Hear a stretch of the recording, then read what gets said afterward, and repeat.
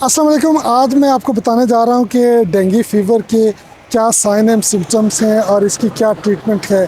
जो previous video थी मेरी, उसमें मैंने आपसे डिस्कस किया था कि डेंगू बेसिकली एक वायरल फीवर है और डेंगू मस्कीटो एडिस इजिप्टाई एक फीमेल मस्कीटो है, उसके बाइट करने की वजह से ये डेंगू फीवर होता है और ये एक वायरल फीवर है। बेसिकली जब डेंगू एडिस इजिप्टाई इंसानी जिस्म को बाइट करता है तो एक वायरस ट्रांसमिट कर देता है, जिसकी वजह से वायरल फीवर हो जाता है। और पहले तो मैंने इस वीडियो में आपसे बात की थी कि इसकी प्रिवेंशन क्या है। Prevention is better than cure है, ठीक है। इस फार्मूले को ऊपर मैंने फोकस किया था कि प्रिवेंशन की जाए, क्योंकि एक तो बजट लॉस होता है, दूसरा आपकी हेल्थ कंप्रोमाइज़ होती है।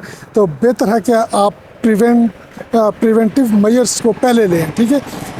आज हम साइन एंड सिम्टम्स की बात करेंगे। बेसिकली डेंगू के साइन एंड सिम्टम ये हैं कि हाई ग्रेड फीवर होगा और पेन बिहाइंड द आइज़ होगा, लोअर बैक पेन होगा, जॉइंट्स पेन होगा, मसल्स पेन होगा, नोज़िया होगा, वॉमिटिंग होगी, इनटेक आउटपुट जो है ना पेशेंट का डिस्टर्ब हो जाएगा और पेशेंट डिटोरिएट भी कर सकता है और पेशेंट के जो रैशेस भी हो सकते हैं, गम ब्लीड भी हो सकता है।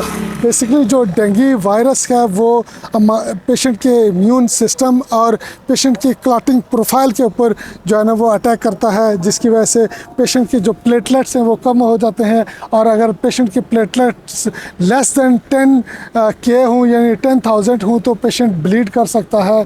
और फिर अब ट्रीटमेंट की तरफ अगर आते हैं तो ट्रीटमेंट में पेशेंट्स की ये है कि पैरास्टामोल इन्फ्यूजन्स दी जाती हैं और फ्लूइड मैनेजमेंट की जाती है। इसमें अगर पेशेंट मज़ीद वर्स हो रहा हो या उसको सेकेंडरी इन्फेक्शन की तरफ जा रहा हो तो फिर प्रिवेंटिव तौर पर जो है ना उसको एंटीबायोटिक्स दी जाती हैं। बहरहाल हम आते हैं कि इसकी पेशेंट को कब हॉस्पिटलाइज होना चाहिए। बेसिकली इसकी 3 टाइप्स हैं डेंगू फीवर की।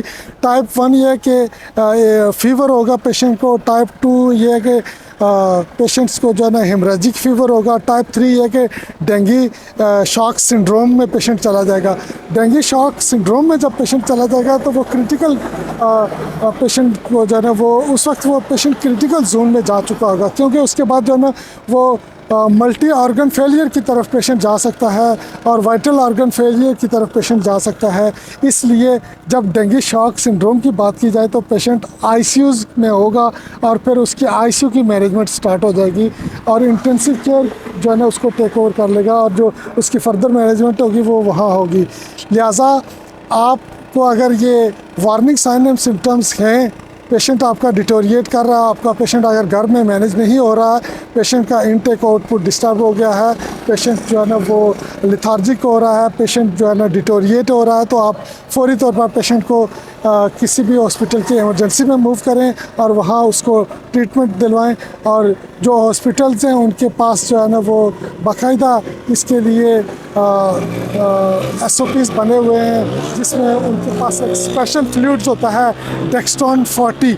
तो डेक्स्ट्रॉन 40 जो है ना गवर्नमेंट ऑफ पाकिस्तान ने जो है ना वो रेकमेंड किया हुआ है कि ये फ्लूइड मैंडेटरी है सारे हॉस्पिटल्स के पास, जो ट्रस्टी केयर हॉस्पिटल हैं या जिनको लाइसेंस है, जो लाइसेंस हॉस्पिटल है उनके पास डेक्स्ट्रॉन 40 जो है ना वो अवेलेबल है और जो फिजिशियंस ऑर्डर के मुताबिक पेशेंट को ट्रीट किया जाता है। और इस तरह आप अपनी और अपने प्यारों की जान को बचा सकते हैं और डेंगू फीवर को जो है ना वो शिकस्त दे सकते हैं और पाकिस्तान को डेंगू फ्री पाकिस्तान बना सकते हैं।